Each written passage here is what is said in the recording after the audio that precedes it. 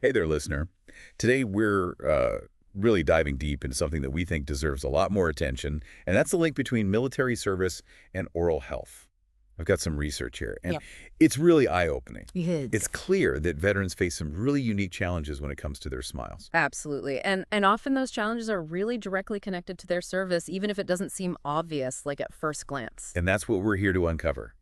We want you to finish listening to this deep dive and walk away equipped to understand those connections and make really informed decisions about your own oral health. Yeah, we'll be exploring some surprising ways that conditions that are more common in veterans, like AL amyloidosis, can actually manifest in the mouth.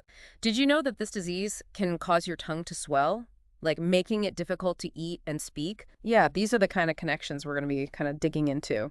So it's not just about teeth, right? Right. It's really about overall well-being, Yeah. the mouth-body connection in a way you might not have considered before. Yeah, and let's not forget the mind, the invisible wounds of war, PTSD, anxiety, depression.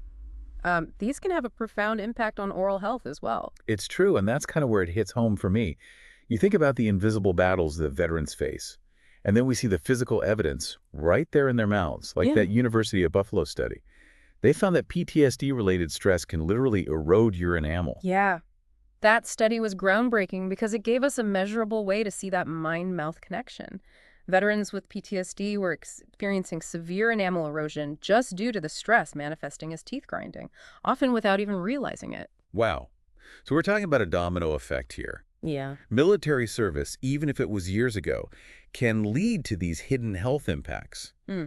which then impact oral health in often overlooked ways. Absolutely. It's about recognizing those connections and understanding that a veteran's medical history, even if it seems unrelated to their teeth, is a critical piece of the puzzle. And that's where things like the VA dental insurance program come in, which we'll talk about in a little bit. Absolutely. We want veterans to be aware of the resources and feel empowered to advocate for their own oral health. Speaking of empowerment, let's talk about some of those hidden connections in more detail. We've touched on the mind-mouth link, but what about the physical impacts? You mentioned AL amyloidosis affecting the tongue. What are some other conditions veterans are more susceptible to that can show up in their mouths? Well, let's consider the higher rates of respiratory cancers among veterans. This is often linked to exposure to toxins during service, and those same toxins can have a delayed impact on oral tissues.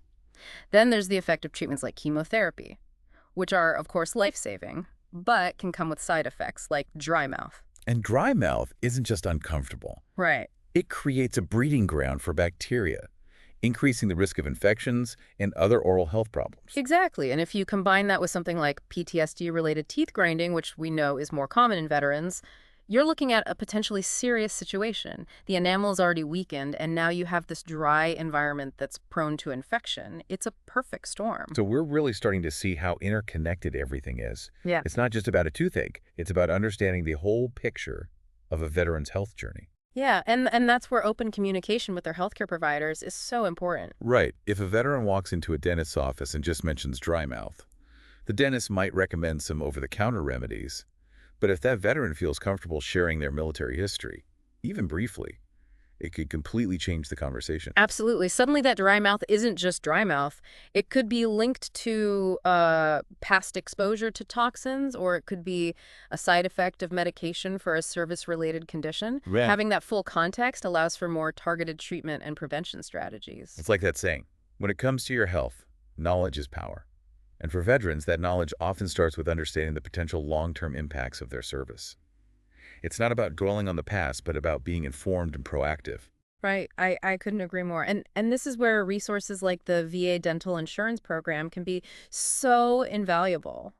Let's dive into that a bit. What should veterans know about this program, and how can they find out if they're eligible? Well, the VA dental insurance program is specifically designed to meet the unique needs of veterans, recognizing that their oral health is often intertwined with their service history. They offer a range of plans and coverage options, including preventative care, restorative treatments, and even some specialty services. So it's not just basic cleanings, which is what a lot of people might assume when they hear dental insurance. Exactly. And importantly, the eligibility requirements are broader than some people realize. It's not just for those who were injured in combat. That's a really important point to emphasize. There's often a misconception that only veterans with service-connected disabilities are eligible for VA benefits, including dental care. But that's not the case. Right. Eligibility is determined based on a variety of factors, including length of service, current income level, and any disability rating.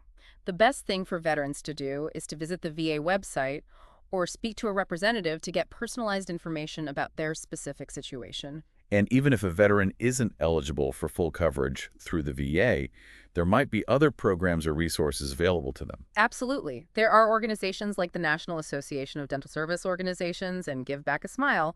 These organizations connect veterans with volunteer dentists who offer free or reduced cost dental care. So there are options out there. It's just a matter of knowing where to look and not being afraid to ask for help. I love that you brought up that point about asking for help. There's so much strength in seeking support. And for veterans who are often used to being the ones providing help, it can be hard to shift that mindset. It's true, but it's important to remember that seeking help is not a sign of weakness. It's a sign of self-awareness and a commitment to well-being. And for veterans who have already given so much, prioritizing their health is one of the most important things they can do. Well said.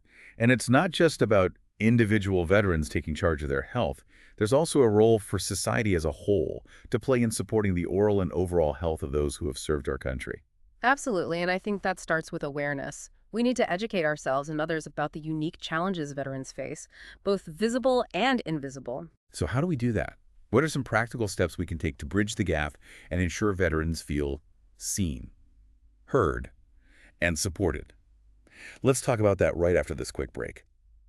We're back and ready to explore how we can better support veterans' health. Yeah. We've talked about how awareness is key. It really is. We can't address a problem we don't fully understand. So first and foremost, it's about educating ourselves about the unique challenges veterans face, like the higher prevalence of certain conditions, the potential long-term effects of exposures, and the impact of invisible wounds like PTSD. And that education needs to extend beyond just individuals, right? Right. We're talking about systemic change. How can we advocate for policies and programs that better serve veterans' needs, specifically when it comes to oral health? Yeah, that could involve pushing for expanded eligibility criteria for VA dental benefits, advocating for increased funding for veteran-specific oral health programs, or even supporting research into the unique oral health needs of this population. And let's not forget the power of just talking about this more openly. We've seen how important it is for veterans to feel comfortable sharing their service history with their healthcare providers. But that goes both ways. Providers need to be trained to ask the right questions, to create a safe and welcoming environment, and to understand the potential connections between a veteran's service and their current health, including their oral health. Absolutely. It's about fostering a culture of empathy and understanding, both within healthcare settings and in society as a whole. So if someone's listening to this and thinking, okay, I want to do something, where do you even start? What are some practical steps that anyone listening can take? Well, for starters, talk to a veteran in your life. Ask them about their experiences and really listen to what they have to say. You might be surprised by what you learn. Share this information with others. The more people who understand the link between military service and oral health, the better equipped we'll be to advocate for change. And if you're feeling really inspired, consider volunteering your time or donating to organizations that support veterans' health. There's so many ways to make a difference. Even small actions can have a ripple effect. I love that point about the ripple effect because that's what this is all about, right? Recognizing that we're all connected and that supporting veterans benefits everyone. When we prioritize the well-being of those who have served, we create a stronger, healthier society for all of us. Beautifully said. It's been a really insightful deep dive. For our listeners, especially those who are veterans, we hope you walk away feeling empowered, knowing that your health matters and there are resources available to support you. And remember, knowledge is power. The more you know about your own health, the better equipped you'll be to advocate for your own well-being. Couldn't have said it better myself. This is a conversation that needs to continue, so let's keep talking, keep learning, and keep supporting our veterans in any way we can. Thanks for joining us on this important deep dive.